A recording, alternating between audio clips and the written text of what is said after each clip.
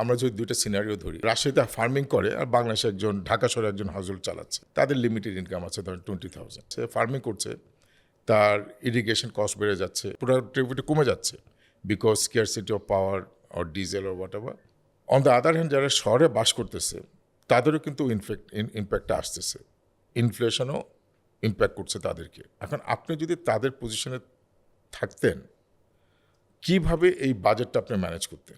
এইখানে মাহাতো ভাই খুব হাইলি রেলেভেন্ট কোয়েশ্চেন, কিন্তু আমি একটা জিনিস সবাইকে একটু স্মরণ করিয়ে দিতে চাই।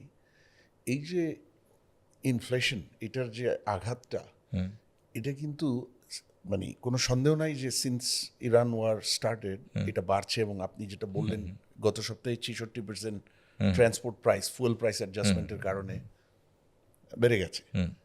কিন্তু এর আগে 3 বছর ধরেই কিন্তু বাংলাদেশের low income, even middle income মানে সেগমেন্ট পপুলেশনের ইনফ্লেশনের অভিঘাতের আন্ডারে আছে। কিন্তু আপনাদের খেয়াল আছে 22 এবং শরীফ তার শুরুর দিকে বলছিল এটা, 22 সালের মিডল থেকে কিন্তু আমরা বাংলাদেশ একটা ম্যাক্রো ইকোনমিক চ্যালেঞ্জের মধ্যে ঢুকে গেছিলাম, এবং সেটার একটা বড় ফিচার ছিল মানে খুবই হাই ইনফ্লেশন রেট। একটা পর্যায়ে 14%-এর কাছাকাছি চলে গেছিল officially, but nobody believe that, কারণ market prices were signalling to এর চেয়ে অনেক বেশি। কারণ আমাদের এই ইনফ্লেশন রিপোর্টিংয়ে বিভিন্ন ধরনের দুর্বলতা আছে সরকারিভাবে যে ইনফ্লেশন রিপোর্টিং হয়। সুতরাং এই ধারাবাহিকতাই কিন্তু ওটা থেকে আমরা বের হতে পারিনি। যেটা হয়েছিল 2024-এর অক্টোবর নভেম্বরের পর থেকে এটা কিছুটা কমে 9.5%-এর আশেপাশে এসেছিল। সেটা একদিকে ভালো, কিন্তু তাতে খুশি হওয়ার কোনো কারণ নাই, কারণ 9.5 ইজ স্টিল ভেরি হাই। এবং সেটা আবার ডিসেম্বর থেকে নিয়ে নভেম্বর থেকে নিয়ে ফেব্রুয়ারি পর্যন্ত আপওয়ার্ড ডাইরেকশনে ছিল, বাড়ছিল। মার্চে এসে সামান্য একটু কমেছে, সামান্য, আচ্ছা, বাট স্টিল ভেরি হাই, 10%-এর আশেপাশে আছে। তাহলে অলরেডি তো এই লোয়ার অ্যান্ড মিডল ইনকাম মানুষজন একটা মানে প্রবলেমে ছিল, ইনফ্লেশনারি প্রবলেম। তার সাথে আপনি এখন যেটা বললেন এটা অ্যাড হয়েছে, তো নিশ্চিতভাবে তাদের প্রথম জিনিস হলো যে ট্রান্সপোর্ট কস্টটা বাড়তে যাচ্ছে, কারণ মানুষকে কাজ করতে হলে তাদেরকে ট্রান্সপোর্ট অ্যাভেল করতে হয়। গার্মেন্টসে আমরা খুব মানে I think we are very fortunate যে আমাদের গার্মেন্টস মালিকরা they have been very generous. তারা শরীফ একটু আগে যেটা বললো যে সেক্টরের বেশিরভাগ প্র্যাকটিস হলো ট্রান্সপোর্ট কস্টটা কাভার করে, কিন্তু পপুলেশনের রাজশাহীর সেই ফার্মার বা স্মল বিজনেস এন্টারপ্রেনারের জন্য তো করছে না, বা শ্রমিকের জন্য। সো কমিউট প্রাইস বেড়ে যাচ্ছে, কস্ট বেড়ে যাচ্ছে। সেকেন্ড হলো জেনারেল যে গুডস মুভমেন্ট দেশ জুড়ে, আপনার শাকসবজি পরিবহন থেকে নিয়ে ছোট মানে ছোট ব্যবসায়ীর পণ্য পরিবহন থেকে নিয়ে ইভেন বড় লার্জ মাল্টিন্যাশনালের পণ্য পরিবহন থেকে নিয়ে কষ্ট বেড়ে যাচ্ছে। এখন কতটুকু আর নিজেরা অ্যাবজর্ব করতে পারবে? একটা সময় তো পাস অন করতে হবে, মানে প্রাইস বাড়াতে হবে, তখন আবার গিয়ে এটা পড়বে কিন্তু ওই যে সেই কনজিউমারের উপর, যেখানে ওই রাজশাহীর কৃষক বা ওই স্মল অন্টারপ্রেনর তারা সবাই কিন্তু ওটার মধ্যে আছে, বা ছোট। এখানে যদি একটু অ্যাড করি, সেটা হচ্ছে যেরকম একটা ফার্মার, তার ইনপুট কস্ট বেড়ে যাচ্ছে, কিন্তু not necessary he can pass on that cost to the consumer of that product, তাই না?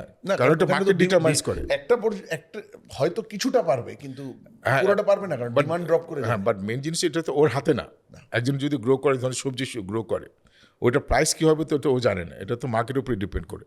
আপনাকে এটা আরেকটা ফলো আপ কোশ্চেন করছি, যে আপনি যেভাবে এক্সপ্লেন করলেন তাতে মনে হচ্ছে সেখানে আজকে এটা নতুন কোনো ঘটনা, গত 2-3 বছর ধরে একটা নেগেটিভ ওয়েজ সিচুয়েশন ক্রিয়েট হয়েছে ইনফ্লেশনের দিক থেকে, মানুষের ইম্প্যাক্ট। হ্যাঁ, তার মানে এটা একটা নেগেটিভ দিকে চলে যাচ্ছে।